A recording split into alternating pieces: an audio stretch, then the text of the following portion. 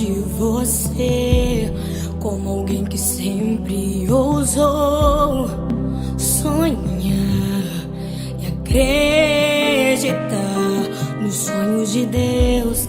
Quero me lembrar dos verões, quero me lembrar das canções e das lições que me ensinou. Se eu pudesse, voltaria atrás e te beijaria muito mais. Mãe, ouviria mais os seus conselhos. Sinto tanta falta do teu cheiro, de acariciar os seus cabelos, mas aprove a Deus te colher.